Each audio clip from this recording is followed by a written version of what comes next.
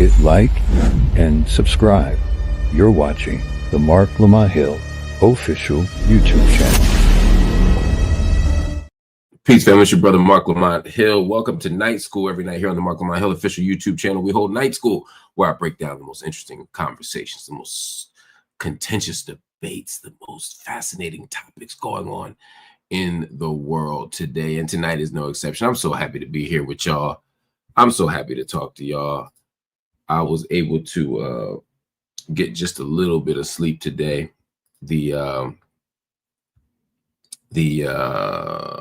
schools were closed today around the East Coast and in the Northeast in particular, and so were the daycare. So I ended up spending the day with my son, which meant that I got to nap.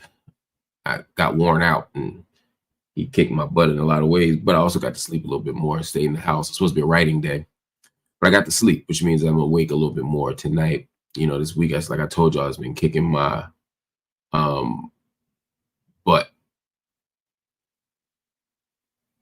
I'm happy to be here. I'm happy to feel better. I feel not energized. Like I don't feel awake, but I feel decent. I feel healthy. I feel stronger. So I'm glad. Tonight, we had some guests planned for you.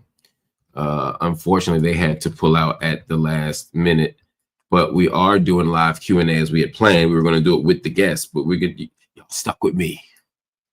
We were going to do it last night too, but I ended up talking about Trump and Gaza the whole time, and a couple of y'all hit me with notes like, "Yo, Mark, you said we were going to do live Q&A. You only talked about Trump and Gaza." It was a pressing story and an important news story, and there's other news stories that we're going to talk about tomorrow night. We will be up and running tomorrow night at 10.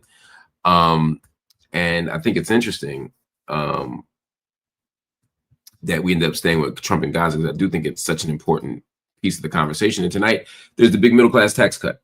Trump dropped a huge tax cut for the middle class, where he announced his people announced that that's the plan. The White House announced and confirmed it.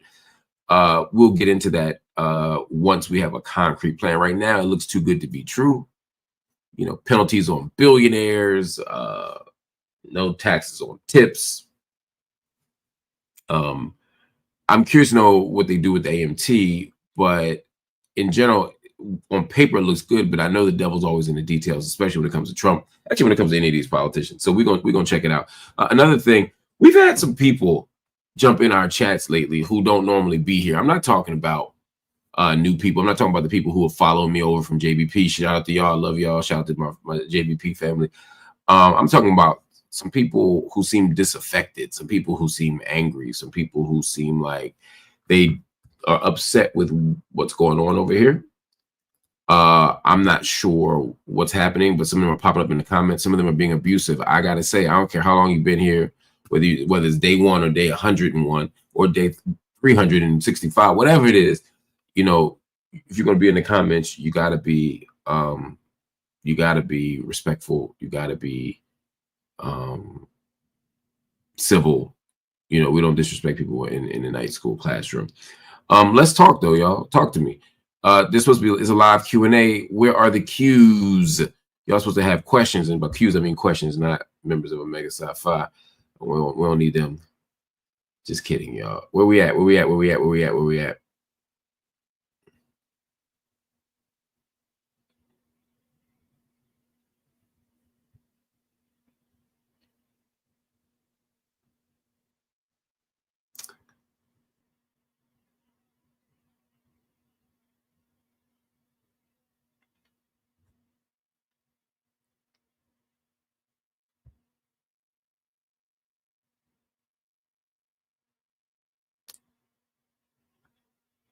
Yeah, Karen, there was no wedding. That was the point. It was they just went down to the justice of the peace and signed some paperwork.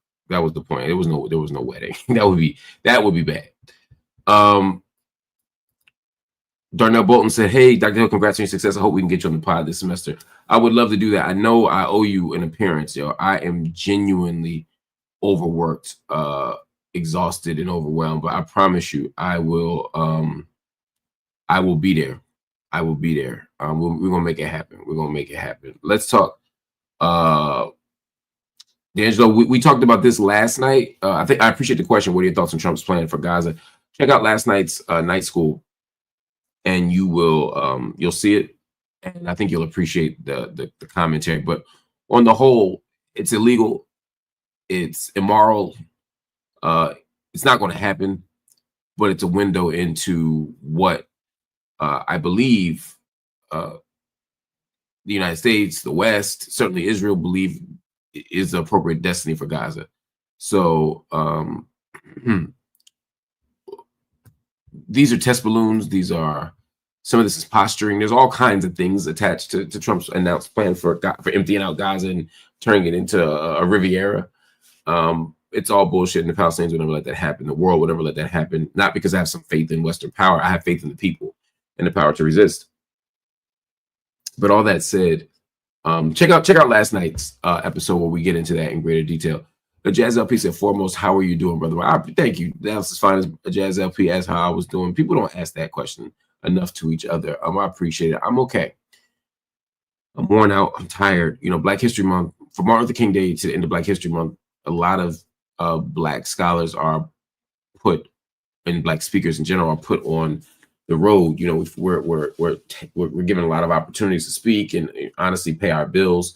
And because Black scholars often don't get asked to speak the other 11 months enough, what ends up happening is we cram what should be 12 months of stuff, or at least 5 months of stuff, into 28 days.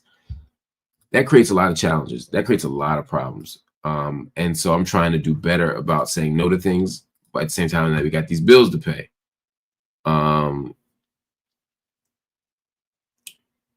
So, you know, there's some like I'll give you an example. I flew to San Diego, the East Lake Project in San Diego. It's a mosque that's being built in San Diego, California. They asked me to speak, and so I took a noon flight out of New York, flew to San Diego. I had to finish an essay that I'm working on Scholasticide. So I sat in the airport sat in the airport for 2 hours, drove to the speech, which was like maybe 10 minutes away, gave the speech, turned right around and got in the car back to the airport, and then flew another 6 hours back to the East Coast. Then I drove to Philadelphia. It had to attend some meetings there, drove back home, woke up, see what I'm saying? And then took a flight to Indianapolis, and then had to drive an hour to Terre Haute, then go back to Indianapolis and drive back to New York, then drive to Joe Budden's podcast, do 6 hours, and drive home. So like this is like a crazy day, or a crazy few days, and so my body is just like, what are you doing? And I'm working and writing during all this. So it's just an issue of being overwhelmed. It's just an issue of being exhausted. But I'm getting there. You know, I'm doing the best I can. Yeah, trying to take care of my health, trying to make sure I eat more. I've been working out lately. I joined a basketball league. Since you asked, I joined a basketball league. I was able to play one game. I couldn't play last week because of some life, all this traveling. But I'm okay. You know, I've been exercising. I'm trying to get better, get back in shape, trying to get ready for the summer. I'm acting like I'm gonna be outside. I'm not gonna be outside. I just want to be healthy. That's it. What are some movies you're excited to see this year? Let me tell you something. I don't even know of any good movies. I do want to see the movie with SZA, and what's the girl's name? It was SZA and Keke Palmer. My girl Keke Palmer. I definitely want to see that. I saw the Luther documentary. I was disappointed. I was very disappointed. I thought it was going to be like upper echelon because it did well at Sundance. It wasn't. I was disappointed in that. I was very disappointed in that. Summer Dad Bod is right, Zakia. That is what I'm going for. No, I know my limitations. We got a question coming in from the good brother, Ifiolu Clay. By the way, y'all, feel free to drop these in as super chats. I'll give priority to super chats. super chats, super stickers, etc. So please, if you can, I appreciate it. I'm sorry, give me 1 second, y'all. Give me 1 second. We have a little glitch here that I'm going to work on. I'm getting a text saying I'm getting a Hit like and subscribe. You're watching the Marc Lamont Hill official YouTube channel.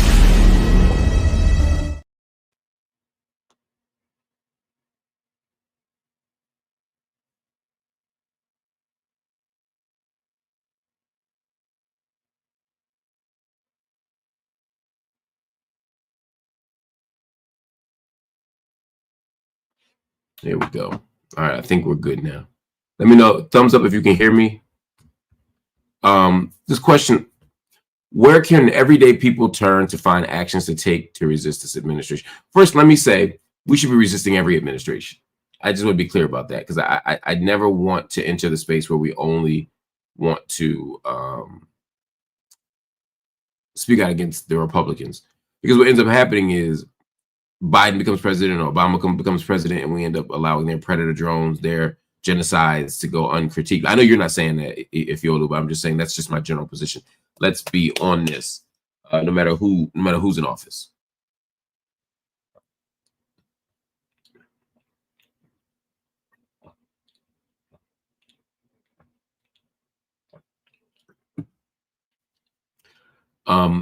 Everyday people can do a few things. I know y'all love to vote, so start there.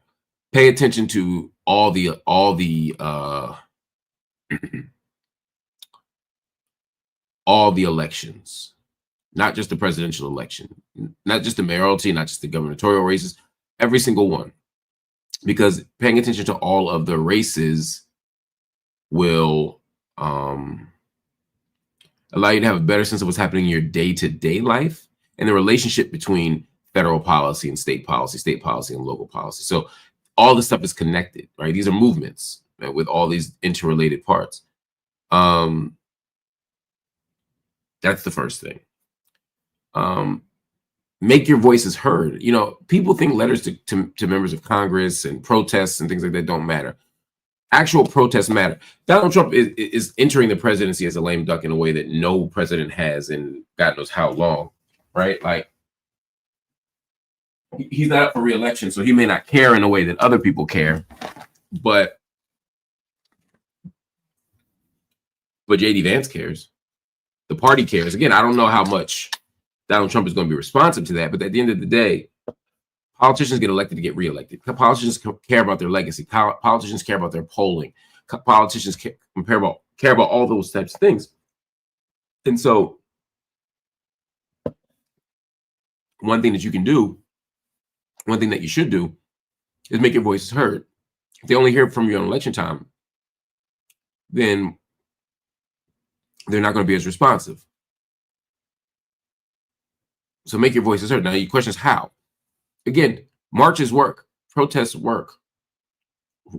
Advocate to your local Congress people. Also, when you vote in the midterm election and you say, hey, look, we're not happy with the economic turn, or we're not happy with the war in whatever.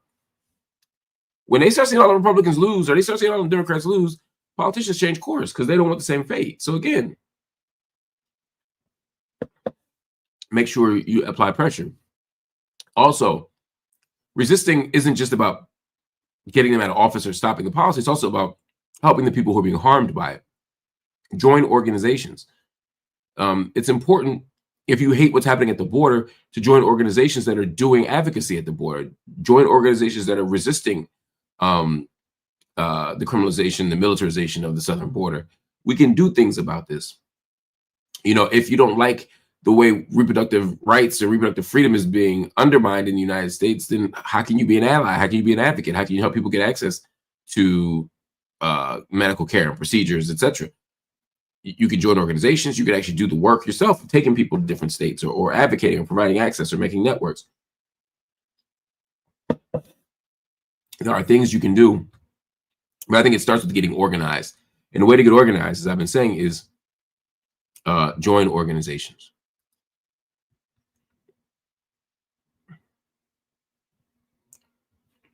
Jazz LP, Dallas' finest said, if you are not well, it defeats your entire purpose. Maybe just 2 or 3 days of night school. I'm just thankful for any amount of your time. You know, I've been seriously thinking about turning night school into Tuesday, Wednesday, Thursday. I've thought about, and then just, you know, when things pop up in the news, we do it differently.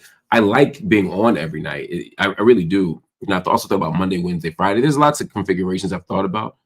And I'd rather be consistent with fewer days than to disappoint people with more days. But I'm hoping once the stretch is over, my health and I'm fully healthy again, and you know, family's okay, that we can get back to doing the 4 nights a week or 5 nights a week. I think Monday to Thursday is realistic. That's kind of what I've been just looking at. Monday to Thursday, and then just the occasional Friday. Because I also do office hours on Sunday, so I really go 6 days a week, and that can be exhausting. But I also love it. Like, I loved having Ilhan Omar and Peter Beinart, you know, on. It's for me a learning experience. Not just that I'm providing the audience, but that I'm providing myself. I mean, when Peter's talking, I'm learning. Just like when Christopher Hedges was talking the other day, I was learning. Like, your boy be here learning too. Don't get it messed up.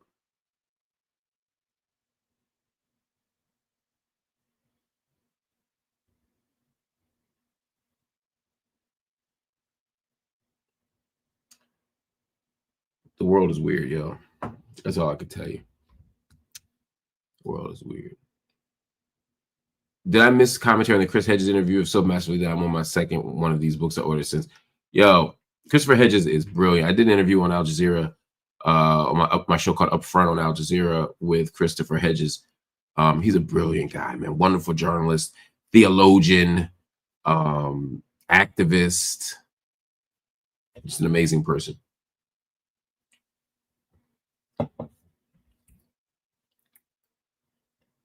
An amazing person. And he had a critique of empire. He had a critique of Gaza and what's going on there. He had a critique of Bush. He had a critique of the Christian nationalist movement. It'll appear on our channel here on Marc Lamont Hill channel, hopefully this weekend. But Chris Hedges is he's special. He's different.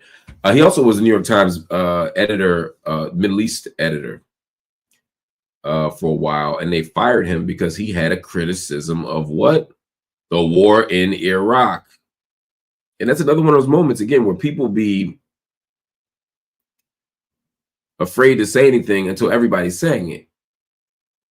But the invasion of Iraq was obviously wrong. Phil Donahue, may he rest in peace, spoke out. Christopher Hedges at the New York Times spoke out, may he rest in peace.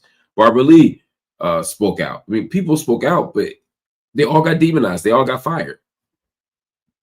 And if they didn't get fired, they got marginalized until they left, which is just firing somebody by other means.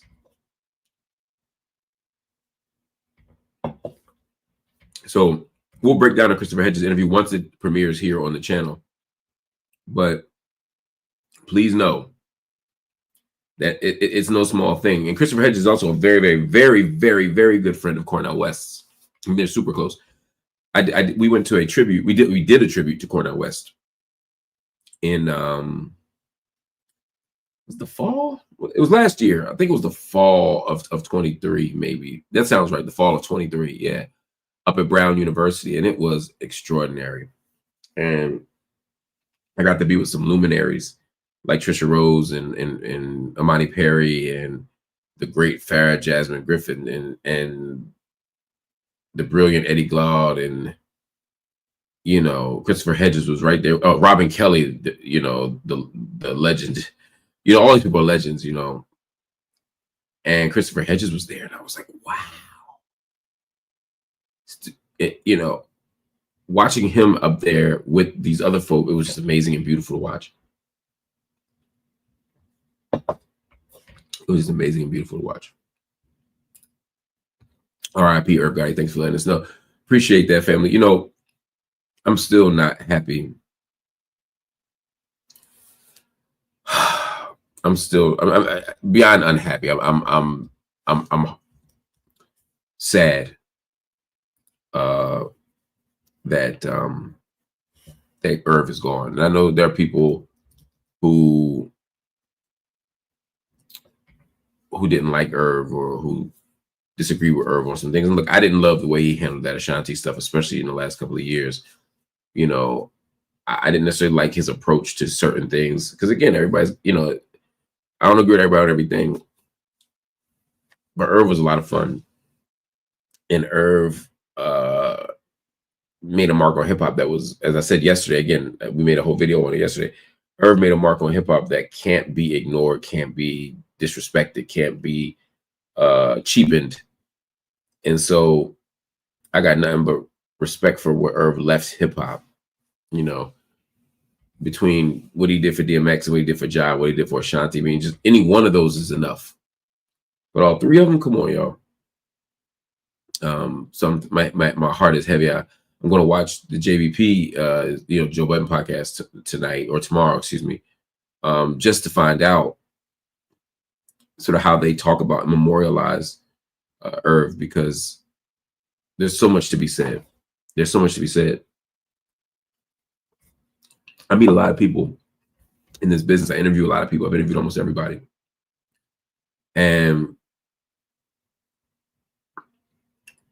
some people just leave a mark on it. Some people I'll be like, oh, did I interview them? I can't remember if I've interviewed them before. Then other people's like, yo. Like, I remember the Irv interviews. You know what I mean? I remember him walking in the studio of BET. I remember him cussing me out from the beginning about Tupac. Like, and it was so much fun. It was all love, and it was so much fun. So yeah, that one is going to leave a mark for hip hop. Irv and I weren't close in the way that, like, I feel like I lost a friend, but I feel like hip hop lost something. You know. Wonderful Chris Hedges interview. Would you ever interview Professor Roberto Unger? Look, here's the thing. The answer is yes. And Dunga will come out.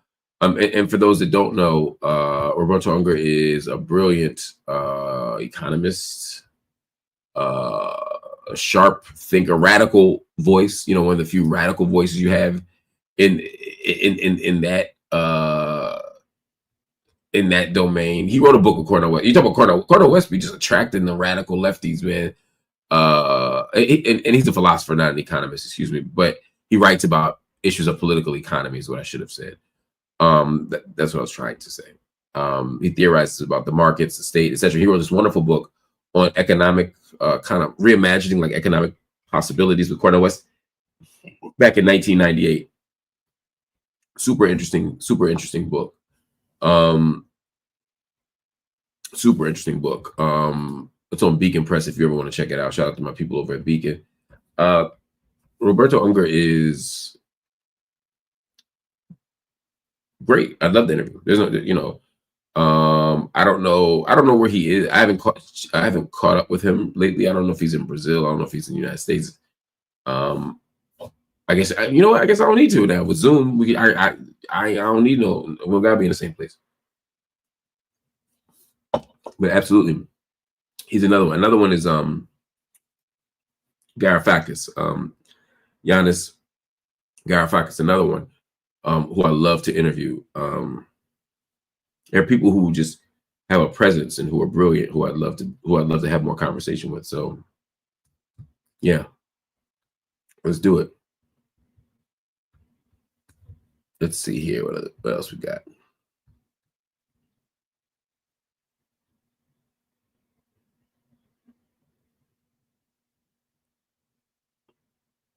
Other questions?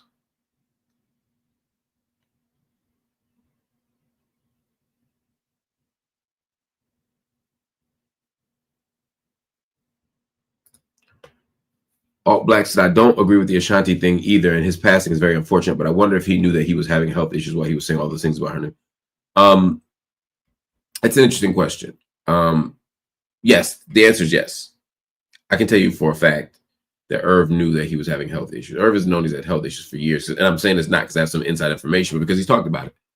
He's talked about struggling with, even when he was on Drink Champs, I guess a year ago, he talked about having had health issues for years, specifically diabetes. There he talked about, you know, using insulin from time to time. There's a way that he I won't say he didn't take it seriously, but his response to having a health issue wasn't good.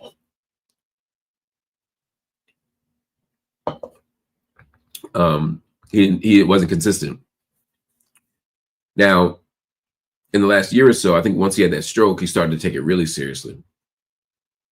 Changed his diet. He actually looked, active and healthy. He was walking with a cane, but he still was walking and moving and trying to get his body right and doing all kinds of things that I would have liked to see him do sooner. And so we got to go to the doctor. We got to get checkups. We got to make sure that we're okay. We got to do better.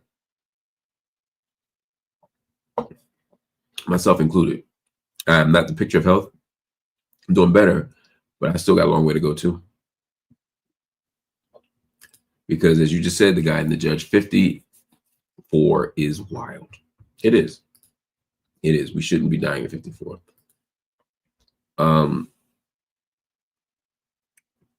You should interview Boots Riley on Night School. I would love to interview Boots Riley on Night School or any other platform. I'm gonna hit him up and make it happen. I have Boots Riley's phone number for some random reason. I don't even know how I got it. But I ended up, it's a weird story. I don't remember how it happened, but I know I ended up texting him about something random or calling him about something.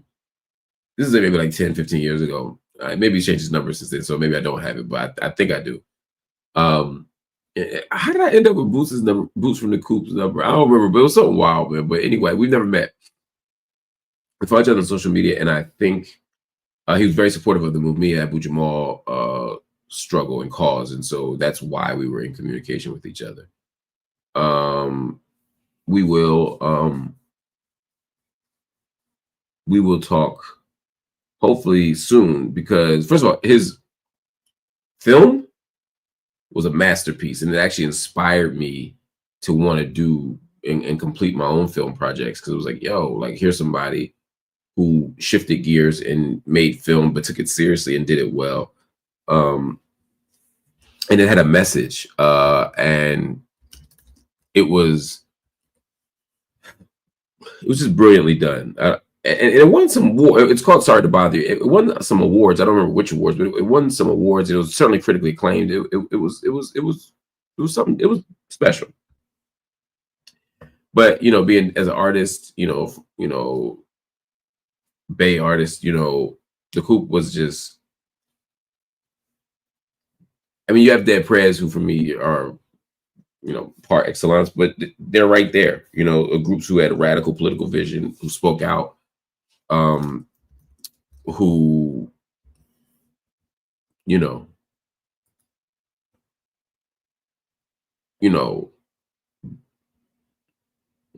who had a critique of the state and of capitalism and lived it through their art. I'll just say that's rare. That's rare. I wasn't. Yeah, that's all I'll say about that. Alex Coupe said, philosophically, where do you place yourself on a money, hard work continuum? You seem uncompromising. What are your ethical weighings for career? I think I understand this question. It's a good question. Either way, I think I understand it.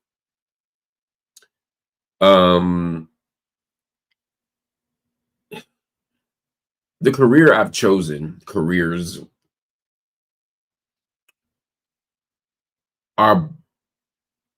my choices have not been about money. I didn't choose money when I made my career choices. I didn't decide to be a teacher or a professor or any of these things for money. Even TV, I didn't think about as a money thing. Obviously, I knew money would come to a certain extent, but that wasn't the move. I believe that our jobs or our vocations, to the extent that we can, should be born out of purpose. Now, that's a place of economic privilege from which I say that. If I work in a steel mill, I don't have the luxury of saying, well, I can't work at this steel mill. I got to find something that, speaks to my soul. No, I got bills to pay. People are trying to survive out here. So I'm not judging anybody, but I'm saying I'm in a position to do that. And so I do my best to just do something my goal is to do things that leave the world better than I found it. Now, the rubber meets the road sometimes.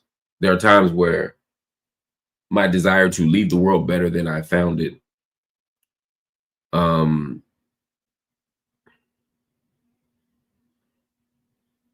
is challenged. Not challenged, but it's like I'm trying to do this work over here. And yes, I want to give a speech. And yes, I think the speech is going to matter. It's going to leave the world better than I found it. But I also have to survive and like live and also be healthy. And so it's like, how do I decide whether to give one speech or pursue 10 speeches? Right. These are the kinds of questions I struggle with. But at the end of the day, money is not my guiding factor.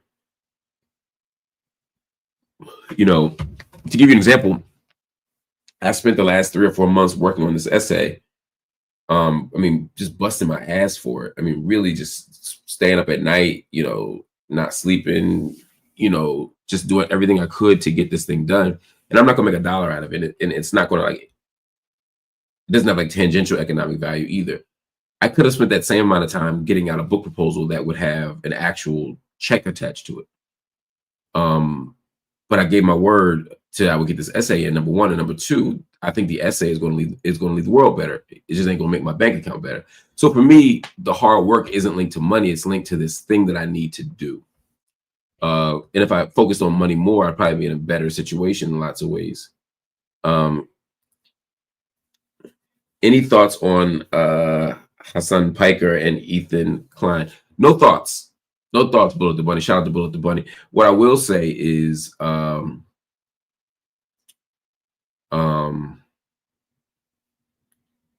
should have brought you on tonight, Bullet. If you're free, let me know. That would have been fun. Or any, I'd like to moderate the debate. I'm familiar that there is a debate, or is that the right word? It's more than a debate, right? At this point, it's a contretemps. Is that right? What's the but this debate over. I mean, now I know he's calling Hassan anti-Semitic, and I know there's some deep tension here. I don't know the whole story of it, and I don't want to pretend to, but I do know that there's a deep beef that started from two leftists who were on the same side, who were in some ways friends.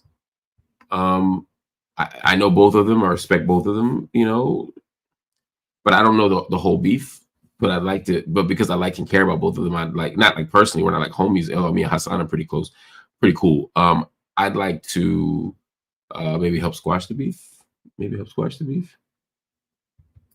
TK said Ethan is harassing Hassan and harvesting his reviews from what I've seen, and I've heard that too. But I don't know it enough.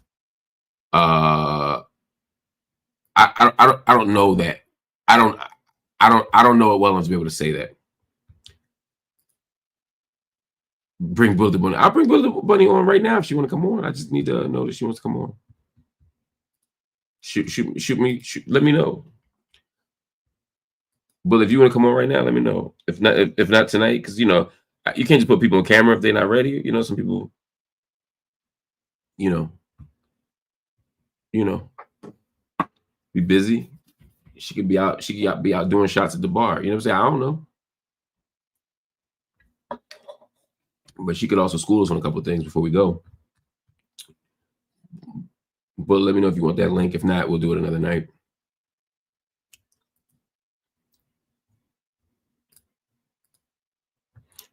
It's become too much and Ethan needs to calm down.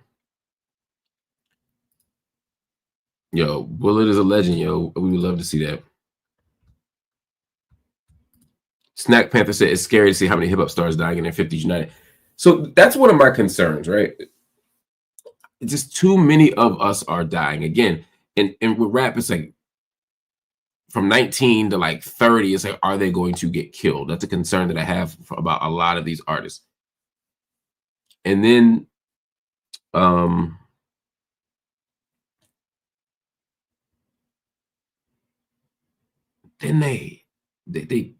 almost age out of that foolishness. But then it's like, are they going to die of a heart attack? Or are they going to get a stroke? Between drugs, bad eating, you know, all these things, it's like, it's just another series of dangers, and I'm worried about it. I'm very, very worried about it. That's all I can say. I'm very, very worried about it. We need healthcare. I'm sending you the link right now, Bullet.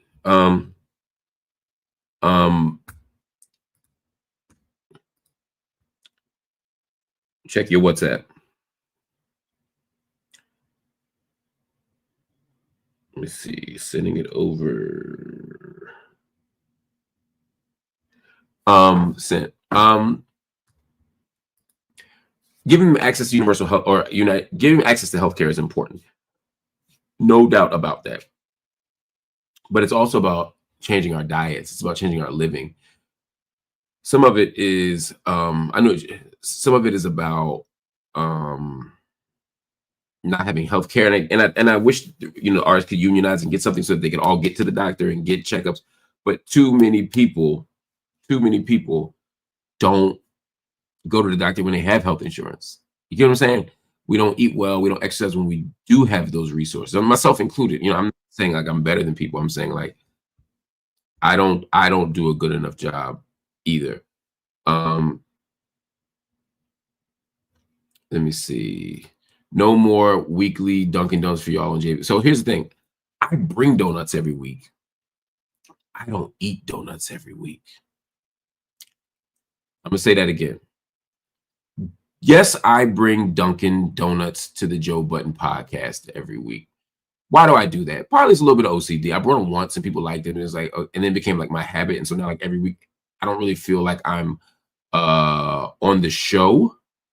I don't feel like I'm fully there and locked in unless I bring donuts. I have a whole routine that I do every week, and so I have to kind of do it.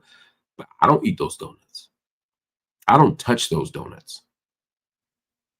I mean, every once in a while, I'll break off a tiny piece of a glazed donut. I mean, like this big. But in general, I leave those donuts for the rest of them. I want them to get fattened up. I want them to slow down a little bit. It's like a healthy competitive thing. You know what I mean? Like I bring all the donuts to it's a visual medium. I'm already a new guy. But the thing is, Ian, Jill's partner and one of the big wigs up there, thinks I'm trying to destroy people and make them sick. He even questioned if I was poisoning people, but I'm not. I promise you, I'm not poisoning people. I'm not absolutely not poisoning anybody up there. There is a special donut that I'll eat for Ian every week. One day I hope he eats it. That's all I'm going to say. But if you'd like, I can bring celery or maybe some pressed juices up there, some bagels, but whatever it is, I'm telling you now, if I start it, I got to do it for at least 12 weeks, 16 weeks. Otherwise, it doesn't work for me. So I like the idea of donuts. Also, when you do a podcast for 6 hours, you want that sugar. You want that rush. I get it from, water and walks and air, but, I like that they get it from things that cause diabetes and high blood pressure. Anyway.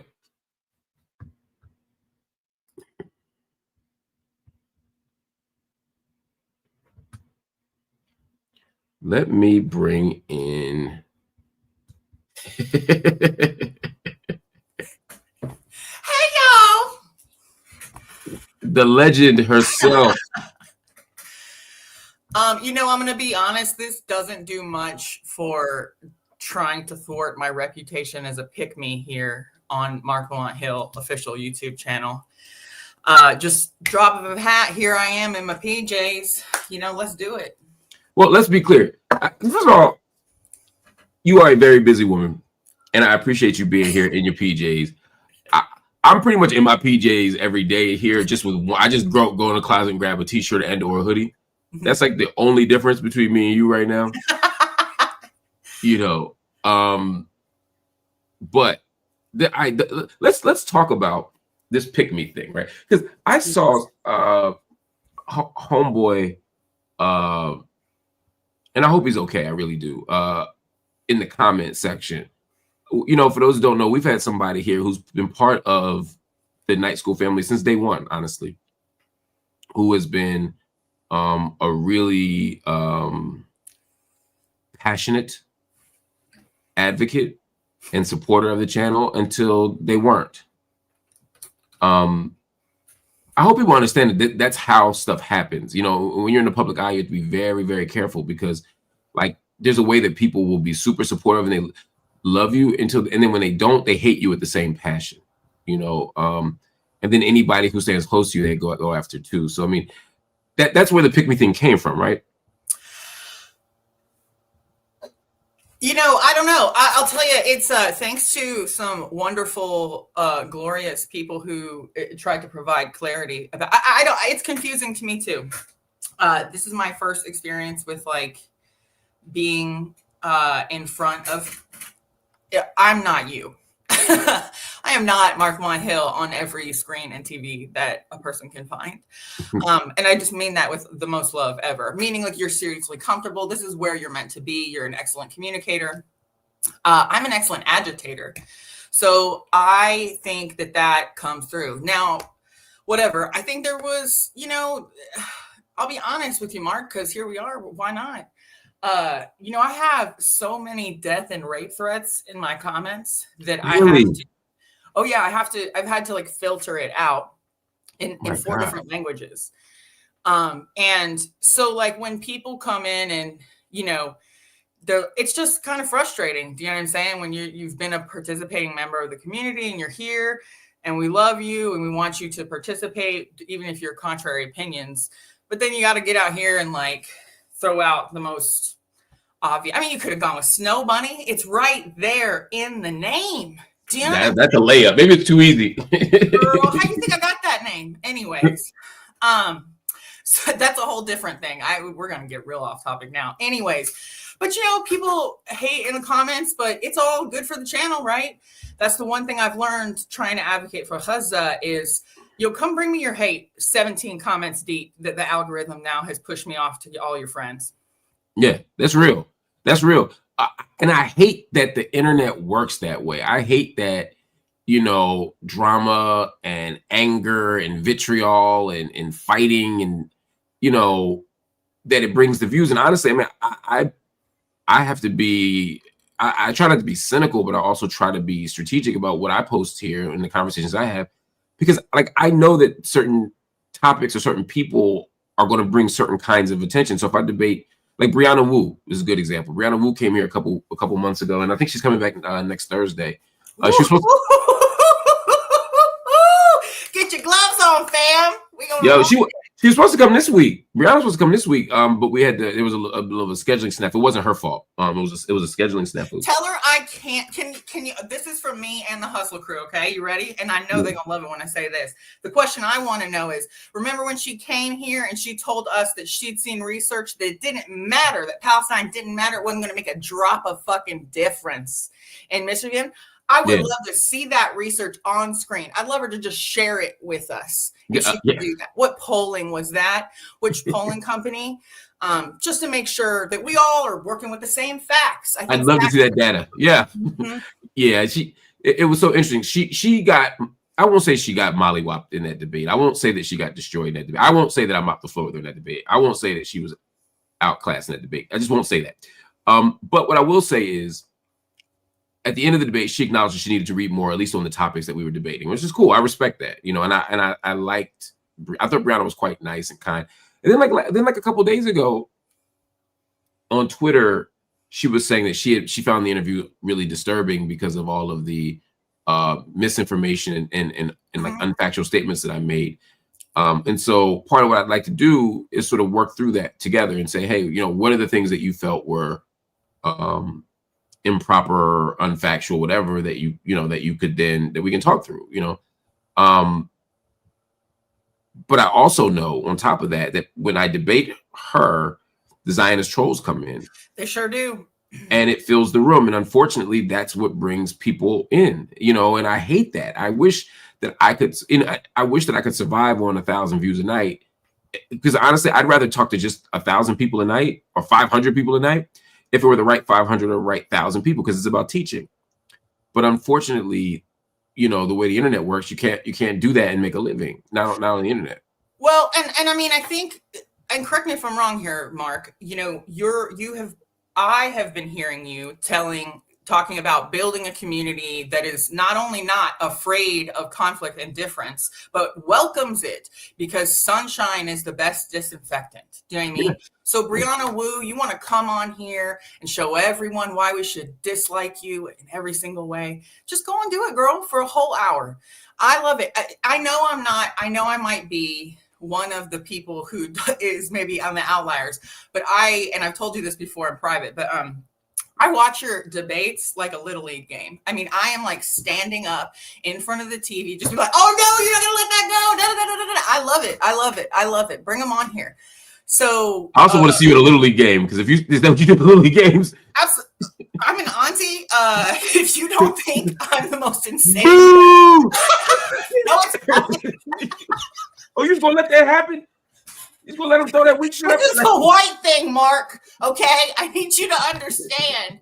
That's probably a very quote off-color joke. Okay, see, now you're getting me silly. So, anyways, I love Zios though, because they're so easy. They all have the same talking points, just like Brianna Wu. She had the same talking points. What is a genocide? I don't think you use genocide right. Yeah, come tell the man who wrote a book about Palestine and studied all his anthropological work in Jerusalem, correct? Right? Yeah. So that's the man that you tell him he doesn't know what genocide means. You know what I'm saying? Because it's clear that from your home setup office, your 5-screen with your gamer chair, and you know what I'm saying? Yeah, you're the guy. You're out there, boots on the ground. If there's one person I want telling me what genocide is, it's Brianna Wu. Right. Yeah. Yes, Landon Turner, the video game developer. I didn't know much about Brianna Wu.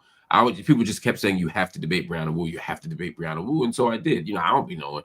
Brianna was nice. Brianna was nice and kind to me. We started an hour late because my son couldn't get to sleep. My wife was out of town.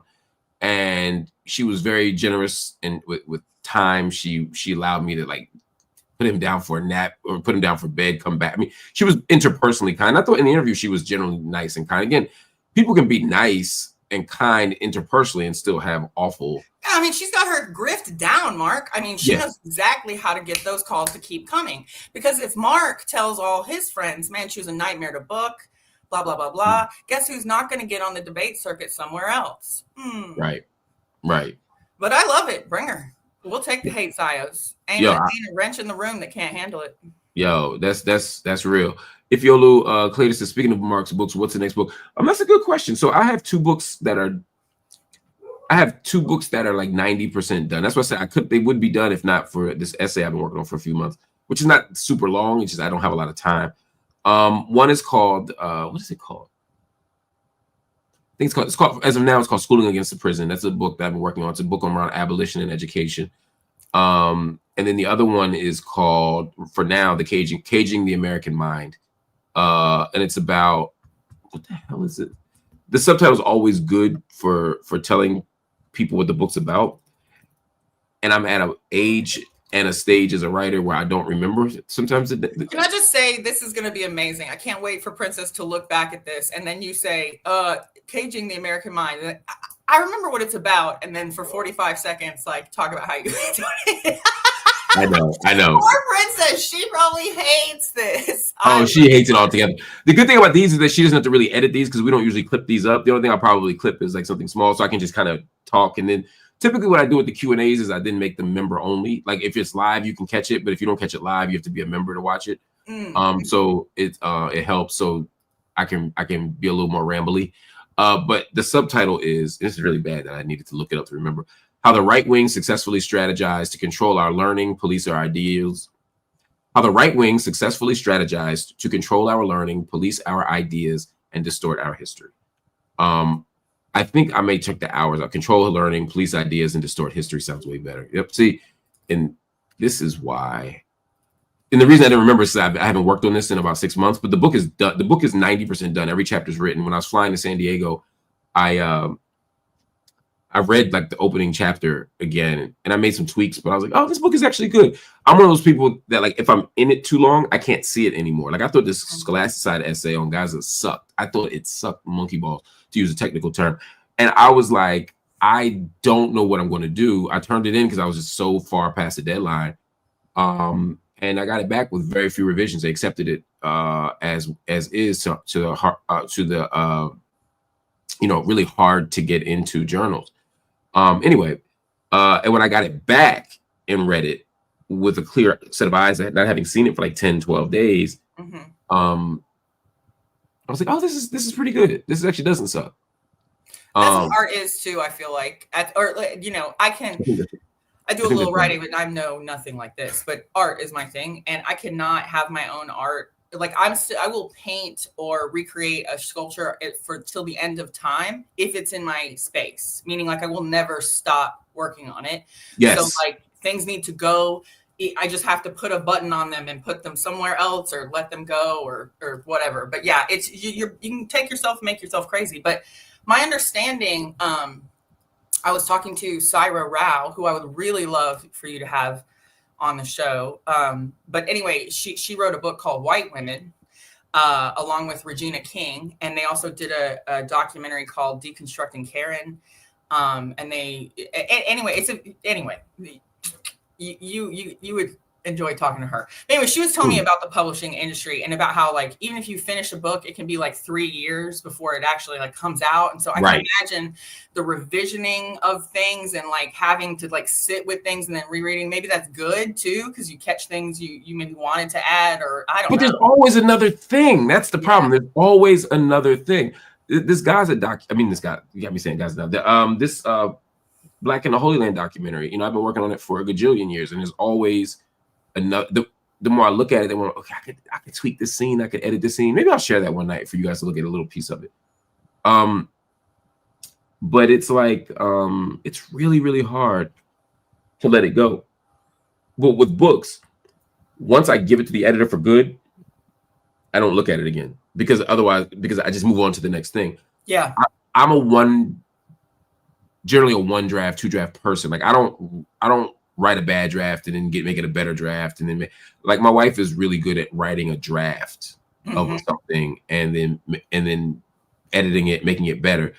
Her way is the smarter way. Her way is the better way. Let's say like she writes a draft in, say, I'm just picking an arbitrary time, a month, and then she makes a great round of edits, 2 weeks later, and then another great round of edits 2 weeks later, and 2 months later it's done.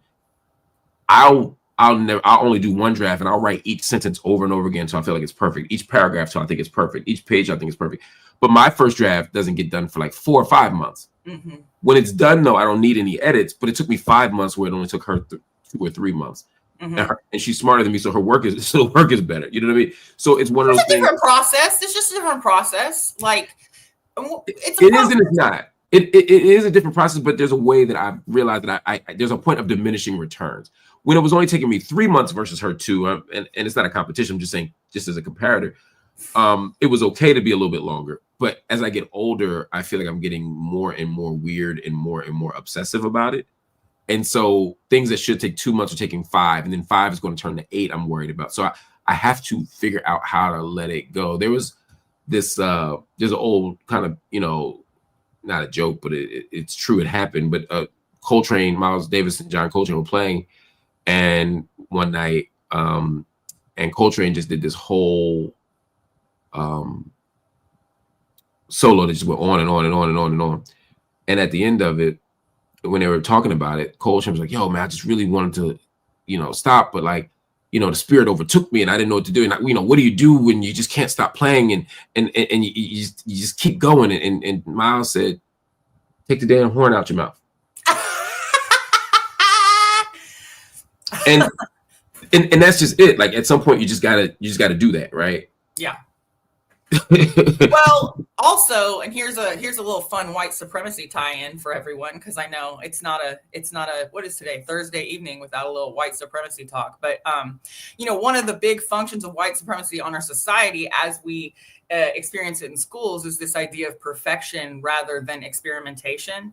And so we think about, if you think about how the entire body of science has been accumulated, it's over a series of trillions of failures and then one success, and so you think of our education model is built so much on products and grades and that type of thing. And don't even get me. Yeah. That's a whole different road, I'm sure. Anyway, but regardless, I think it limits us in how obviously it plays out in our adulthood. I mean, I'm still dealing with the same type of study patterns and things that my little public school, so some good habits, some bad habits. So I don't know.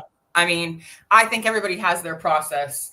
I think it's clear you've been fairly successful with your process, but obviously Melissa's better than you in every single way. And I'm not going to argue with that. So much better, so much better. Yeah.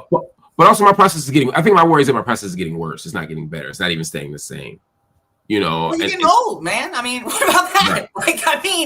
Right. We aren't going in reverse, son. I don't know. It's true. And like young Linda said, she said that's how she feels as a ADHD. That's me, an ADHD with perfectionism. And between ADHD and OCD, and then don't let me lock in, it just becomes really, really, it just becomes I can upset. I have literally spent 6 hours and only worked on 3 sentences. I hear you. I mean, it's for me, I have my brain. Look at me. First of all, I'm not even, you know what? I'm gonna stop because this is gonna look like I just compared my mind to Mark's mind, and I think that's gonna be ridiculous. So that's totally reasonable. We all have minds, we do. Well, we do have minds. That is true. We do all have minds, buttholes and minds. We all have them.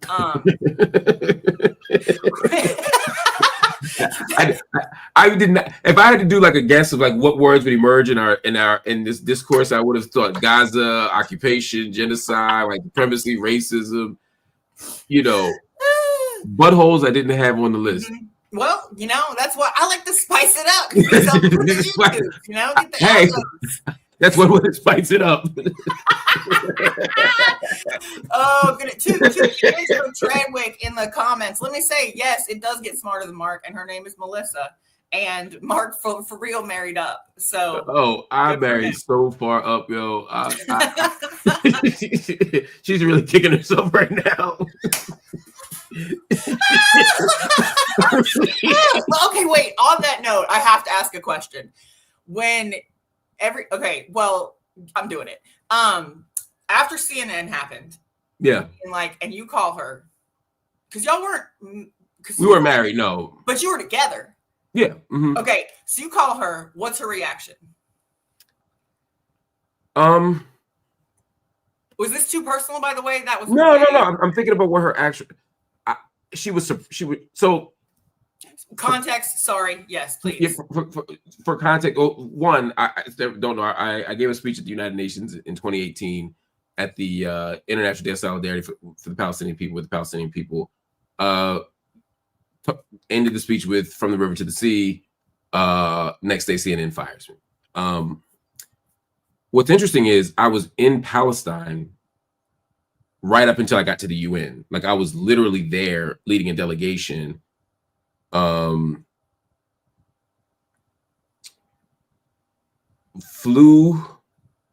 had left one of the a Palestinian village that was being torn down to build settlements right outside the Jerusalem governorate.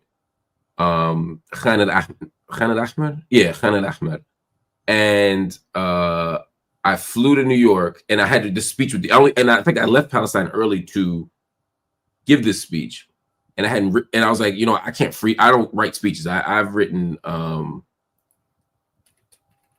don't think I've written 3 speeches in my whole life. And I've given thousands. I mean, I literally don't think I've written 3. Maybe I can only think of 1.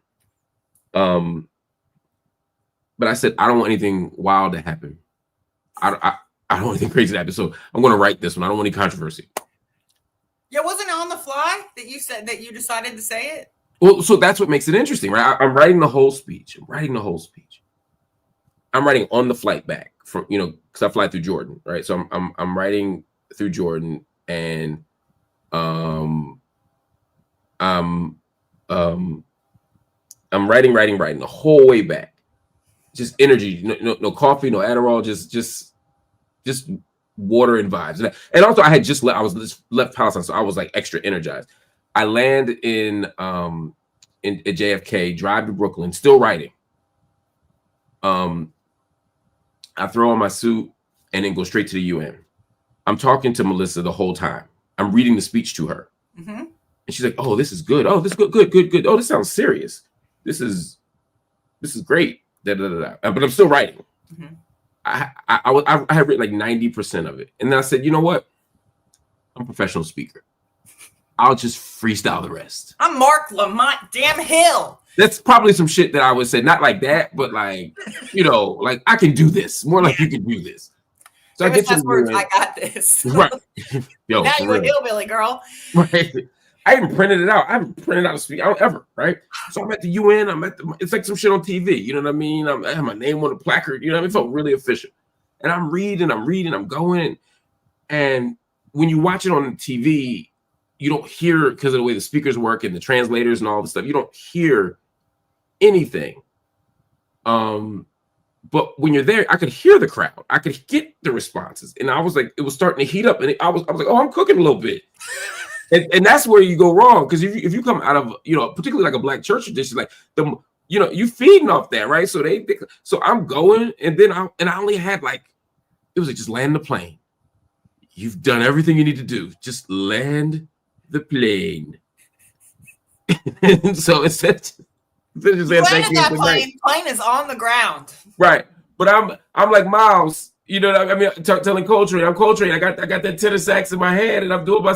I got a couple more notes. Let me cook. Let me cook.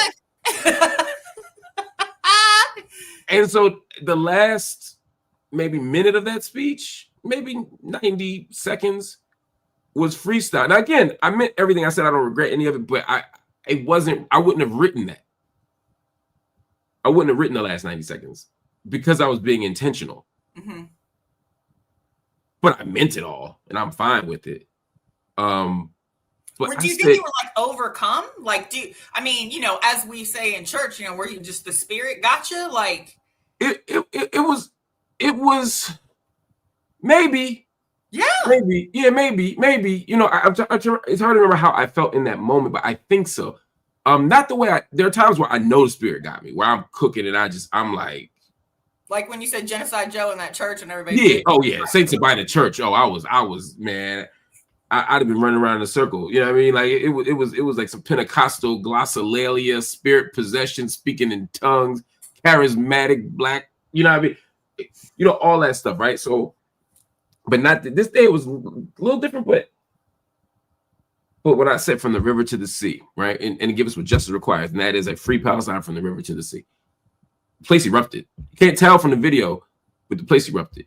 I walked away, got handshakes, hugs. People said it's the best thing we've heard here. I heard a little bit that Egypt was upset with me because I had mentioned something about Rafah, and which I was like, okay, well, if the only people mad at me is Egypt, I mean, not to be smart, but like. No, love you. Right.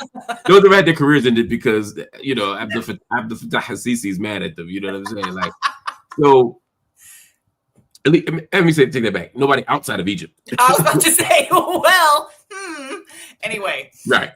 So I was good. I was cooking, and then I went over to do Wendy Williams' show. Did I do Wendy's show? No, I didn't do Wendy's show. I'm sorry. I was going to say that's a left turn. Yeah, you went to Wendy Williams. I know. I had to do Wendy the next morning, and so I went back to Brooklyn, People's Republic of Brooklyn. Shout out to Brooklyn's finest, April Silver, who's in the audience. Make sure y'all watch Ascension on Saturday. She hosts here on the channel. So good. It's so good, and we need to just talk about that one night because she's had Sonia Sanchez on. I believe she's got Raz Baraka coming on, the mayor, hopefully soon to be governor of New Jersey. Pretty dope. It's just fire, but that's a whole other thing. I'm back here. Oh, I know what it was. So then the next day, I didn't think anything of it, right? I posted a little picture of me at the UN. Next day, I go do Wendy Williams' show. It's last time I've seen Wendy Williams. She was sick and things happened after that. So she gave me a big hug. You know, we talked for a little bit. I was a little worried about Wendy too. At that, I remember registering in my mind, I'm not sure she's okay, but I didn't know what it was. I had my theories. My theories were wrong, but I worried about her. got on the train back to Philly, and I got a phone call from, and I talked to Melissa and I FaceTime and talked. Before we lived together, we talked no exaggerations, anywhere between 3 and 5 hours a day on FaceTime. Like, that's just what we did. Oh. And it's still like, we still talk, like, head ass. Yeah. Indeed. So we what happened? Oh, so then CNN called me and fired me. They told me that, you know, my speech wasn't in line with their values. Which is true, it turns out. No greater truth has ever been told by a right. CNN HR rep. Facts on facts on facts. And then I called Melissa, and she was shocked, and she was more, and this is the longest answer to a question, a very simple question, but she would want to make sure I was okay. She wasn't worried about the job. She was worried how I felt and what I felt, because she could hear me feeling a lot of things, and I felt a lot of things that I didn't know how to process. Because shut up. Cute. I can't hear you. I can't hear you. So cute. You know, it was how do I put it? There's something about getting fired in public that it's hard to understand if you're not in the public eye. And I can imagine what like losing an election is like. You know, I can imagine, because I think about that when people lose elections. It's like it's your biggest loss. It's your big defeat, and the world knows it. Like, everybody knows you lost, right? Like, you got to deal with it, right? Sports, it passes because there's another one. When you get exactly, it's usually the top and then slides down from there. Right, exactly. But with there's anger and there's outrage. There's the first thing is I can fix this, right? Because I can fix a lot of things, right? Mm-hmm. I'm a talker, so I can talk my way out of this. I can, and not like in a sleazy way, in a like, I was wronged here. I wasn't being anti-Semitic, so I can just explain to them that I wasn't being anti-Semitic, right? I can get my agent to call. I can get somebody to, you know, vouch for me. So you're honestly thinking in that moment, this is a misunderstanding. You're not thinking I'm about to be piled on by the entire Zionist entity. You're just like, hey, you guys don't understand what I was trying to say, and that, you know, yeah, okay, all right, okay. Because I knew I didn't mean that. I knew I wasn't saying that, so I wasn't conflicted, right? It wasn't like, well, I said it and they caught me, and I can talk my way out of it. It was like, I didn't say that. I didn't do that thing you think I'm doing, so this should be easy to fix, because I didn't mean that. I didn't intend that. I wasn't trying to, you know. And so it became really overwhelming really fast, because when you get fired, you're trying to navigate all of that, but the world is watching. And at the time, I was very, very, very, very visible on CNN. It wasn't like a small, I was probably one of the more watched contributors, and I was one of the most used contributors. And so when they announced it, it became news. And, you know, it's one thing to talk about the news and be known as somebody who talks about the news. It's nothing to be the news, which is why I don't envy real celebrities, real famous people, right? Because their lives are the news. They are the subject. I'm rarely the subject of, you know what I mean? I'm just a person who talks about it. So suddenly I had this happening. So now everybody is talking about the firing. I'm a trending topic on Twitter, which has never happened to me before. I'm getting all this kind of response from both the supporters of me and the enemies of me, right? And I just remember feeling a lot of embarrassment, a lot of shame, because it doesn't matter whether you're right or wrong. They're still like, yo, you got fired in public. And everybody gets upset when they get fired unless you don't care about the job. Mm-hmm.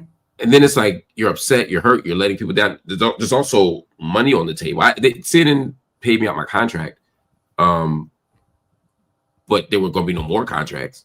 Mm-hmm. And it's like, right when you don't have a minute to be okay. You get from a normal job, you go out, you drink, you laugh, you figure it out, right?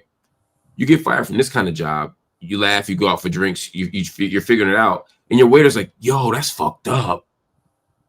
You know what I'm saying? Like, you're in the supermarket just trying to buy some eggs, and like people walking up to you, giving you hugs, and you appreciate the love, but it just reminds you that this thing happened, and you're standing on principle, and you have the moral high ground, and you believe in it. But you're also, there's still like millions of people, literally millions of people, who are like, yo, you fucked up. And so during that time, Melissa's support and love was super important. And you know, there were friends who cared, and other life things were happening. And you know, I had a kid in high school. No, I didn't. Did I? Was she in middle school or high school? It doesn't matter. It was 2018, so she's a junior in college. Whatever that math. I think she was a freshman. I'm pretty sure she was she was. She was a freshman. That's so hard. You have to like add and subtract. Yo, I hate all of those things. And she's at a school where this stuff mattered. Yeah. And the parents are talking about it. And they're telling their kids, and half the people are like, yo, your dad got a raw deal. And other people are like, you know, her dad's an anti-Semite. And so she's coming home like, what the fuck? That's tough. That's really tough. So I'm worried about her. Yeah, of course. And yeah, life was life, and my dad wasn't doing well. I mean, all these things were happening. And so, you know, having somebody, you know, to love you and love you well during that time and through that is so important. So yeah. Well, man, we love Melissa. Yay, Melissa. She's just been the greatest Melissa. Well, listen, tie into that. I see in the chat here that there's been repeated question about how do we fight back against Zionist purchased politicians on both sides, which is to say, I know you've been attacked by the ADL before, and oh yeah, you know, and obviously AIPAC has their hand up the puppet hole, we'll call it, of almost every nice, right? Of just about every single politician. Yeah, see, full circle. I got jokes. Anyways, of just about every politician available. So, I mean, how do we fight back against that? Like, is there a way to fight back in this system against that? Yeah, we got, again, it's about organizing. Politicians do what's politically expedient. They get elected to get reelected, you know, and so they'll do whatever they got to do to make that happen. There was a time when AIPAC was seen as unbeatable. If AIPAC came after you as a candidate, you lost. If AIPAC opposed a public policy, it was not going to fly. And that has changed, right? I mean, think about the Iran nuclear, you know, bill, for example. Just it doesn't work that way anymore. Ask Cori Bush and Jamal Bowman what they think about, is AIPAC still able to DC? I mean, Ileana Omar. I mean, wow. And Rashida Tlaib. So Rashida. I mean, truly, it's amazing what those women are, but they are the exception to the rule. I'm not saying they ain't powerful, just that they're not undefeated anymore. Yeah. And so the point is that for that reason, we have to build up more power so that there are more Ilhans and fewer Jamals in terms of the election outcomes. Mm-hmm. So part of it is just organizing and voting and making our voices heard around these issues. That requires political education. You know, it's hard when people are catching hell in America to say, hey, I want you to prioritize this other issue in your district, right? But we have to. Mm-hmm. We absolutely have to. We have to make it politically possible for candidates to stand on principle. Politicians are not courageous people. They're like TV producers. They do what works, and they'll keep doing it over and over again. You ever wonder why the same people on TV over and over again? It's because no one wants to be the producer to book somebody new, and they say some wild shit, mm-hmm. and they get in trouble, and then they lose their job. But if I keep booking this guy who you see every day for 10 years, or this woman who you see every week for 50 years, then I know it's safe. It's not great, but it's safe. That's how they move. And so we have to create new models of safety. And we also have to punish people for making the wrong choice. That's the other thing. It's not enough to say, hey, make the right choice. It's to say, hey, if you voted for this IHRA definition of anti-Semitism, all you're doing is creating the space to call everybody anti-Semite. We don't want that. We don't accept that. We will vote you out. The same way they vote our candidates out, we have to vote out candidates for supporting a genocide. We have to vote out candidates for not speaking out properly. And then we win. AIPAC is not doing magic. They're doing lobbying. And that's an important point to make. AIPAC is doing what the NRA is doing. They're doing what all these other groups are doing. They're not doing anything magical. They're not doing anything conspiratorial. They're just lobbying. They're just good at it. And we have to push back with the same energy, the same gusto, the same fervor. Well, man, I don't disagree with you exactly, but so here's the thing. This is what's going to be the difference. I don't want to work in this system anymore. A lot of people don't know my history, but I used to run political campaigns and do a lot of things. I was a DNC, I was a DNC delegate when I lived in North Carolina, and, I try and work in the system. Over the past 2 years, I feel like I've started my full deprogramming of America propaganda. And I don't think there's anything here to save in terms of structures, all the way down to, and here's why now every troll on the planet is going to come for me, but whatever. But including the Constitution and the Bill of Rights and the Declaration of Independence, trash. None of it is reverent. It doesn't apply to who we are right now. And these documents led to immediate genocides, immediate othering, and this idea that we have a Supreme Court and a justice system that's going to save us all based on their interpretation of this document is the reason we're in this situation in the first place, in my opinion.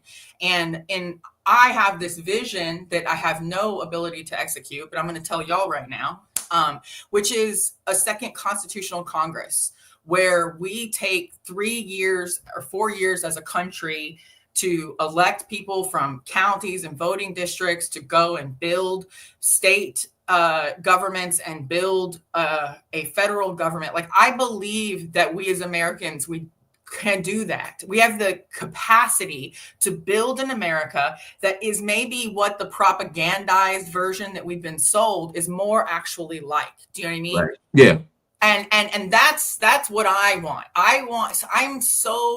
I've been getting my head smashed in this system. If you've ever, and I know you have, like, worked alongside or near a campaign, I mean, that energy is addicting, man. It is intense. Oh, yeah. When you fail, it is epic. And so that level of up and down, I mean, I think it's all intentional. It's all intentional. And, I've come full circle. Back when I was working campaigns, I used to say, screw campaign finance reform, because every congressperson and every mayor is a business person after all. And so campaign finance, that tells me you have the ability to raise money. Of course, that's not true. That's an absolutely false statement of what I just said there. And I had to learn the hard way of that it's not some acumen in business or economics that got you that money. It's what you'll do in return for it. That's Chuck right. Fleischman is my congressman here in Tennessee. And he is bought and paid for, absolutely tap dancing like an idiot for Code Pink anytime he's in the hallway. Just what I mean is making a fool of himself. And it's I don't know how to get out from under that without us making a good effort. I mean, we still live in the electoral college where your state matters that you vote, and it absolutely does not matter that I vote in my state. I still do it. Do you know what I mean? I still do it. But I feel like a moron. I feel like an absolute moron. Like, I go in and I do my little hey to my ladies at the church. How you doing, Sally? How you doing, Sam? And we do the little thing, and I walk out and I get my sticker, and I feel very good being the one blue drop in a sea of maroon red, guns everywhere. It's especially in Tennessee right now. I'm going to get heated because especially in Tennessee right now, it is going down in the state house of Tennessee. All these anti-trans bills that are coming to your state, you just wait. They are absolute carbon copies of what they just passed. We also did the whole school vouchers thing, and it is absolutely disgusting. They tied school vouchers to Hurricane Helene relief. So awesome. Good. So, hey, this hurricane came and devastated your community. You want that money? Then you need to vote for school vouchers. And what they also said was that they promised that the private schools, that if anybody pulled out money from a public school for that kid and it followed them to the next school, private school, homeschool, whatever the alternative school is, that then the state will make up the difference for that school, at least in the first 4 years. And so it's going to be a $400 million to do this. So it's going to cost us more money. I thought the whole point was to save money. What are we doing here? And the idea is to suck the public school system dry, because they've lost the plot on propaganda. Too many leftist teachers coming in with like rainbow flags. We got to gut it, clean it out, and start over again to get our propaganda machines back up. You know, and Representative Jones and Representative Pearson and Representative Johnson, the Tennessee Three, have been out here fighting the good fight. And I would love for you to speak to them one day, Mark, but or at least one or two of them. Anyway, my point is that all this stuff, because Tennessee has a super majority of Republicans. I mean, there's literally nothing they can do. They can only show up and protest. Like, right. That's it. And that's why these guys are ballsy. That's why Representative Pearson and Representative Jones are just ballsy as hell. They show up and they protest because that's all they can do. I mean, it's just disgusting. What's his name? The Speaker of the House, Speaker Sexton, is just, I mean, he will openly stand up and just say racist shit like we're in 1845 and there's not a camera on this man and there is an entire galley full of school children. I mean, it's you know, and we're, you know, there are more guns in the state of Tennessee than there are in the entirety of Europe, including Ukraine. And yes, I'm including heavy weaponry for military equipment. What that the is hell are we crazy doing? Stat. I did not know that. That is a crazy stat. Hey, there's some people want to ask you questions. I'm sorry. I got really. No. This was great. Karen, just probably asking both of us, but I yap a lot about the Green Party, so I wanted to get your take. What should the Green Party be doing? And if not the Green Party, just third parties in general right now. Okay, so my answer to that is, well, okay, so I want to talk about the Green Party specifically. I voted Green in the presidential election. I didn't have any options to vote Green any further down in my area. But I think that one of the things I want from the Green Party is for someone to be willing to be a communicator of the people and not need to be an activist and be right. If you want to work in the system that we have right now, not in the magic system we all want, right? And the one that we have right now, you need to figure out a way not to sound like the teacher who's scolding you at all times. And then secondly, I will say, on the off chance that Butch Ware is watching this, you know, there is a humility that I think is appropriate to approach entering into politics, if for no other reason than for the way that the type of people who will come towards you. And I don't mean to say that to like check anyone in their ego. That's not my place in any way. But I do think that it's one thing to go from being like an academic and an activist and then trying to be a politician. I think that's a step backwards, honestly.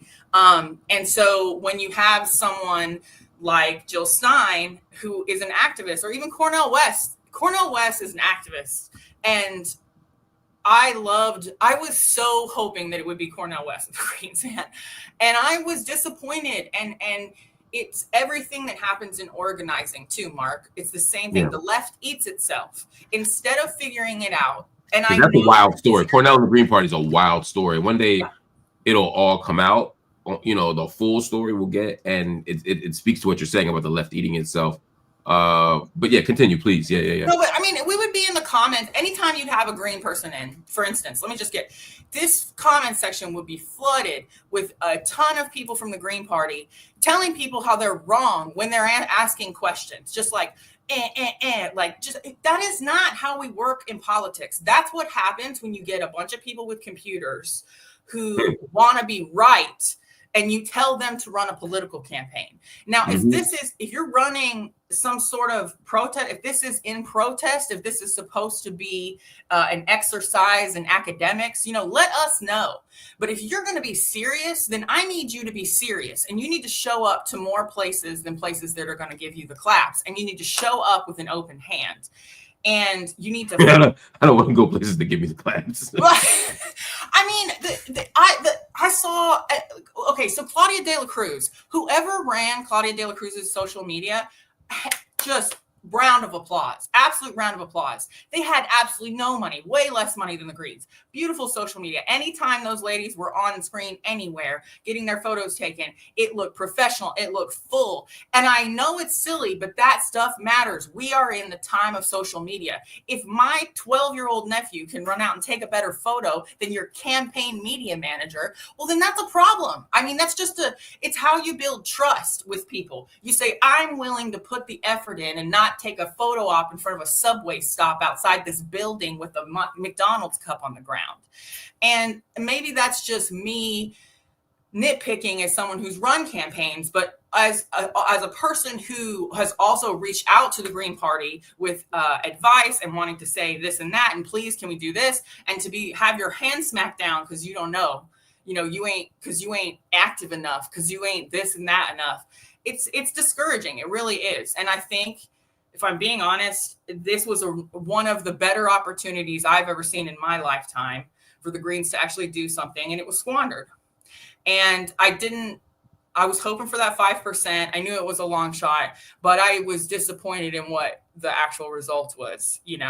I think we all were. I'm certain that but I don't agree with this nonsense where people are like, Jill Stein is a shill and she only shows up to you don't understand how money works she can't stay doing this all year, every year. She got to go back to being a doctor so she can live and stuff. And then she shows back up with the tiny bit of money she has. People talk about and the party's always working. I can tell you, the Green Party, we're always working, and people don't see what we're working against. We're pushing a boulder up a hill, and they just keep saying, you guys aren't getting further up the hill. It's like, there's a fucking boulder here. Mm-hmm. The Democrats pushed the Greens off of the ballot everywhere. The Greens, the party of democracy is always trying to silence people's voices and votes and in the capacity to vote for somebody else. So people have to understand that. And to be clear, I didn't take, people were saying, why the focus on Butch? I didn't think you were focusing that specifically on Butch Ware at all. Butch is my brother and I love him. I think you were making an analysis of sort of the Greens in general, but also kind of a broader kind of third party issue, but specifically with the Green Party this cycle. Yeah, and here's the thing. I just think that let me give you an example of things that frustrate me. The Green Party is excellent at getting on ballots because they've made it an art. It's why they're like the best third party to really put your chips into, because they know how to get on ballots. We could conceive, we could at least theoretically win. The other people can't even theoretically win. Exactly. And I think that's what you should be talking about. That's what every Green candidate should have a good, tight elevator pitch on. Let me explain to you how hard it is to get on ballots in 5 trillion different counties all over this country. And B, let me explain how your precious blue Democrats have spent bajillions of dollars and outflank us in every way because they can't even let us be there.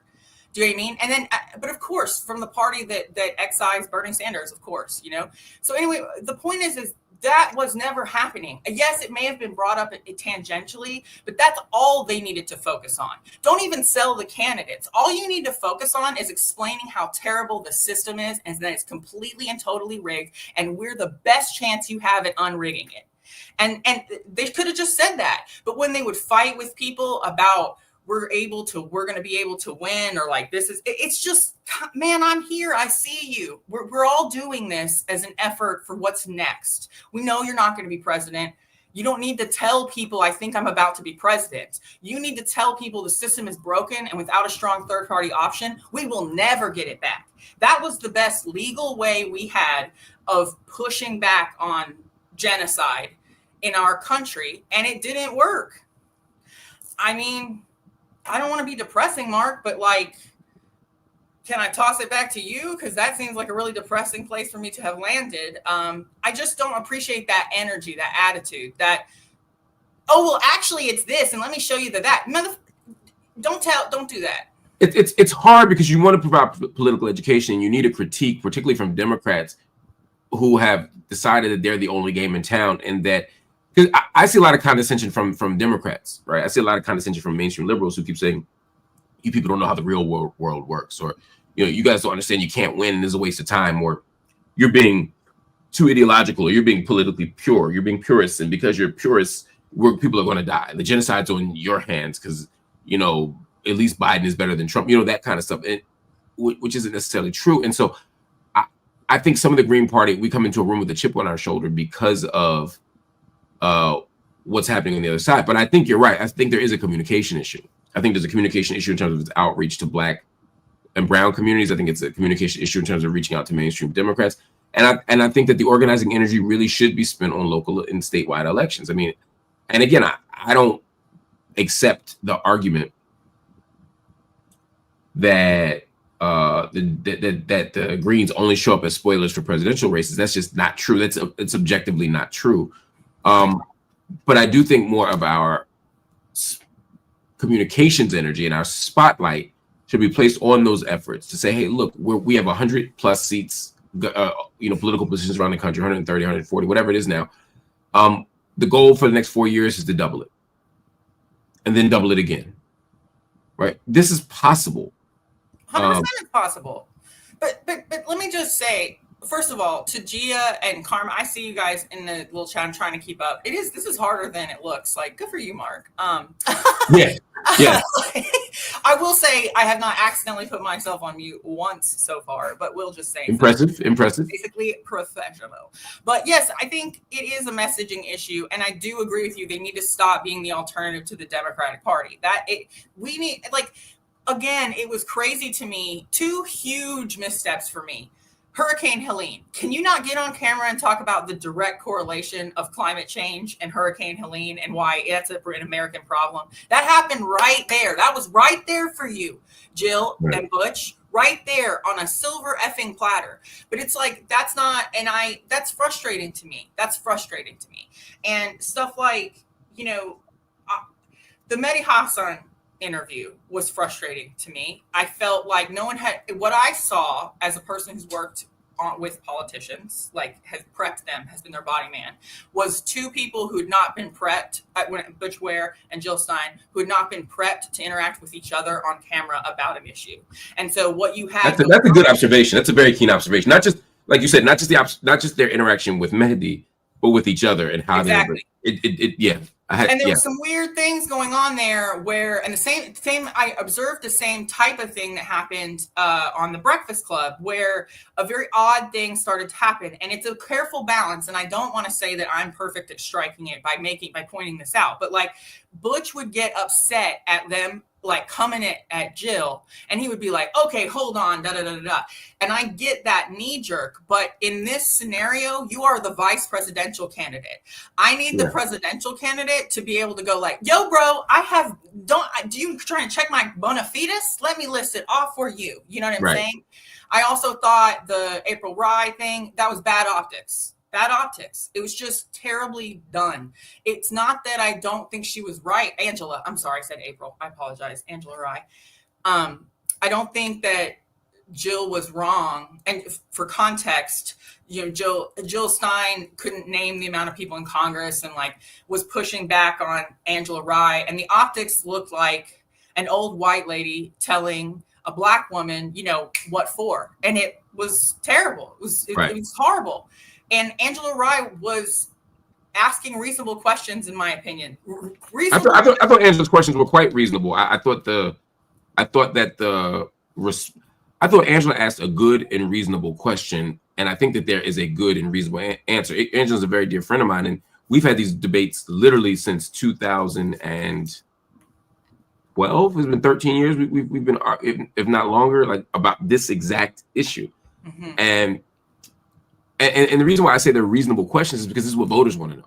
Exactly. This isn't just about what's the politest way for you to spend 20 minutes on my show. Right. Voters want to know this answer. If you are the third party dark horse candidate coming out here, you better be absolutely bulletproof. We better be able to throw whatever. And I'm disappointed in her prep team, whoever that was.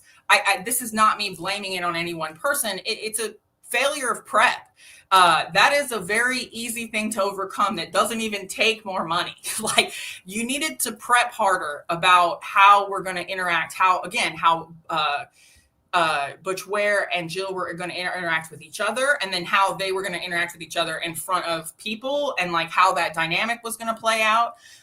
Just like I did not think it was a good photo op for the first interview that Kamala Harris did to be with Tim Walz. I thought that was like, what?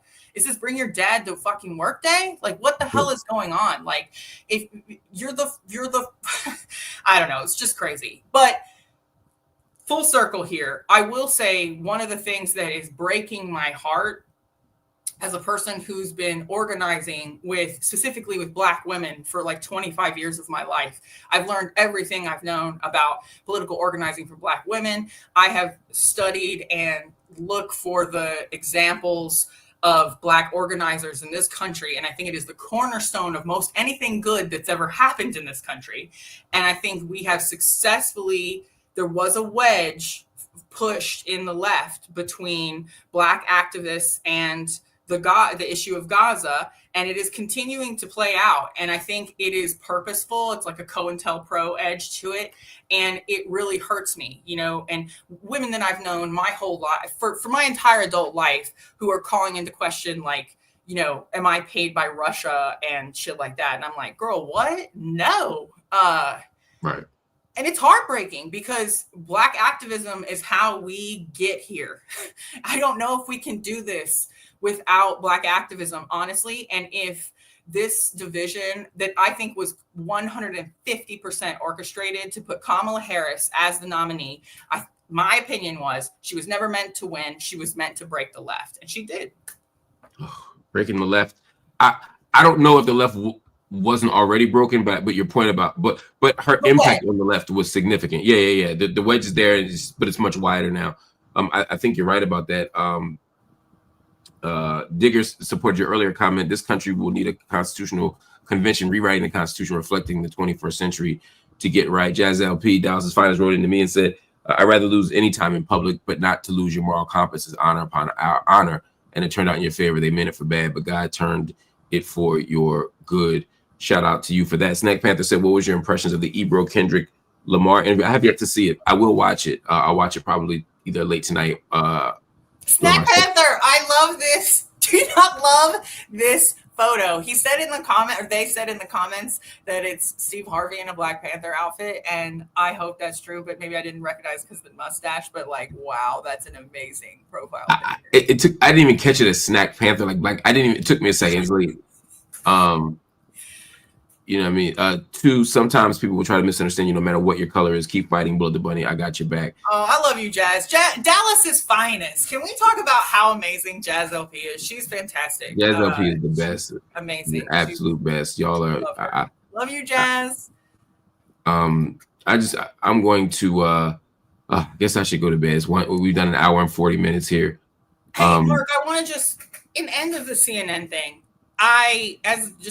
as a plebe out here in the streets, nobody, you know, that has meant the world to, the cascading effects of that bravery, I don't even think will be known to you your whole life.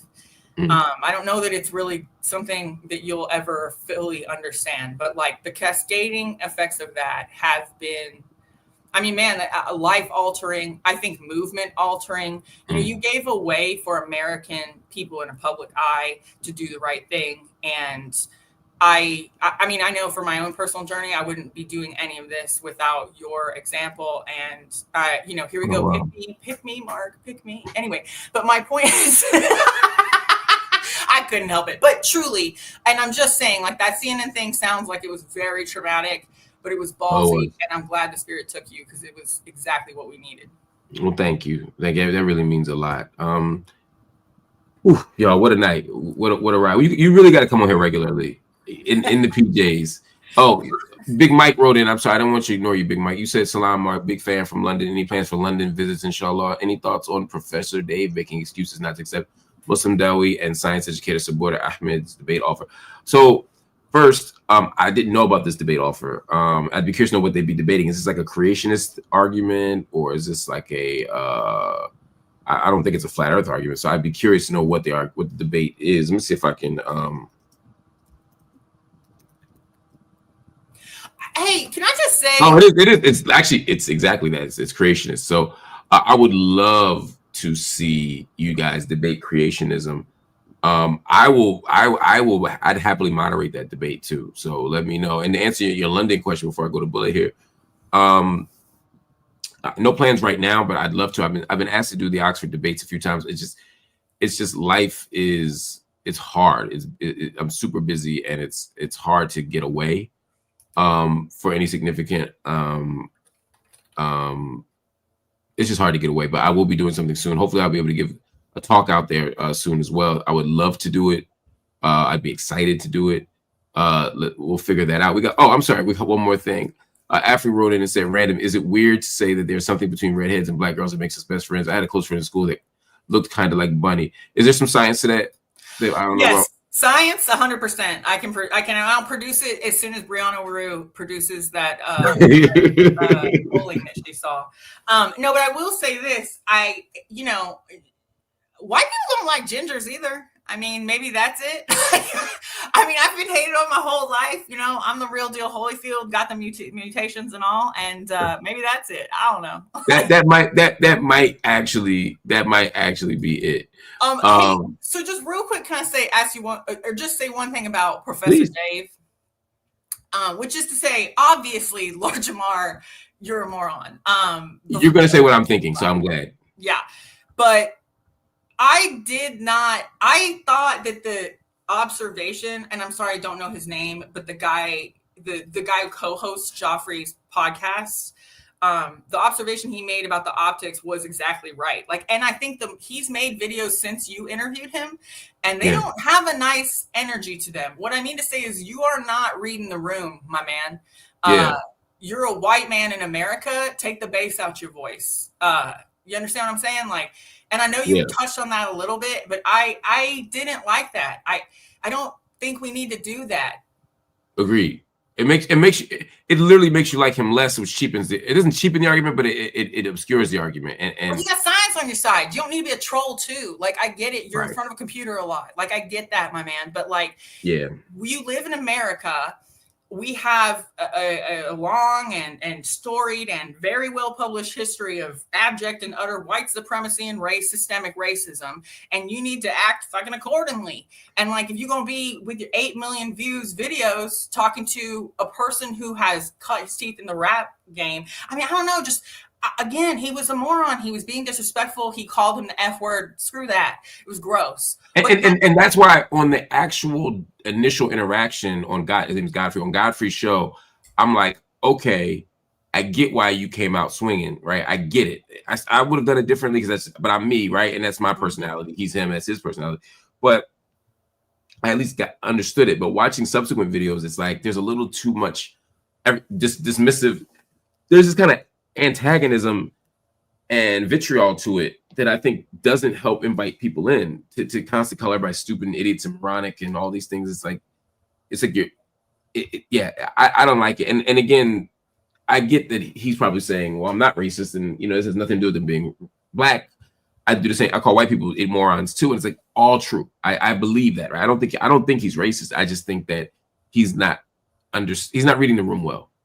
Well, I'll disagree, because I think all white people in America are racist, whether they like it or not. Fair enough. And there's only a question of whether you realize it and you act accordingly, and a harm mitigation type of a way, I have a fun little saying I love to tell white ladies, that being a white woman in America is like walking everywhere with a bazooka on your shoulder. And if you don't walk into the room and go sorry, then you assume then you're just throwing it around and people are afraid. You know what I mean? You are dangerous. And that's real. And I guess that's what I'm saying. He's no more racist than any other white guy in America, right? He's not particularly racist. I don't think his comments were driven or informed by, race. I think he would have said the same thing if Jamar were white, because he does. But the fact that Jamar is black and that he is white is something you should consider, and not considering it is very irresponsible and dangerous. And I think science is on your side. Just let the science do it, bruh. You don't gotta do all that. You ain't gotta do all that. And anyway, agreed. On that note, y'all, thank you for watching. Bullet, thank you for hanging out as always, y'all. I really appreciate you. You have no idea. Please don't drag me in the comments for the way that I look. I really appreciate that. Man, they love you out here in these comments. They love you out here in these comments. They said your bookshelf looks dope too. It really does. I was curious to. I had thoughts on it too. Hey, also, release Dr. Abu Safia. We're running down on the last few rounds of people they're going to release, from the prisons. And Dr. Abu Safia has been being tortured for 47 days now. And we need that man back. He's a good human being, a pediatrician, was the director of Kamala Harris Hospital. So release Dr. Abu Safia, please. Anyway, Please. Thanks for the comments on my bookshelf. Absolutely. Y'all, appreciate you for watching Night School. Thank you. We really appreciate all the support. Hit the like button, hit the subscribe button. If you're so inclined, please hit that join button, become a monthly paid member of the channel. It gives us the financial stability that we need to fight corporate media and to put out the content every single night. You have no idea how much we appreciate it. You can do it for as low as $3.99 with a bronze membership. If you don't have the money to commit to a monthly membership, feel free to make a one-time payment. You can go right to Cash App, PayPal, Venmo, or Zelle on any of these platforms and make a one-time donation. Think about it like tuition for the month. You can give $1, you can give $1 million, you can give anything in between. All of it is appreciated. None of it is too much. None of it is too little. $1, $1 million, anything in between. But we're asking people tonight to donate $10. If everybody watching right now were to donate $10, we would meet our financial goals for the month. We would be able to pay our bills, pay our staff, pay for production costs, pay for the studio. We'd be able to do all these things with $10 from each of you. So just consider it. But again, if you don't have $10, $5 will do. If you don't have $5, $1 will do. We just want your support. We need your support. But even if you can't drop a penny into the coffers, that's okay. Just keep liking the content. Keep sharing the content. Keep subscribing to the content. But most importantly, keep studying the content, because that is what Night School is all about. Peace.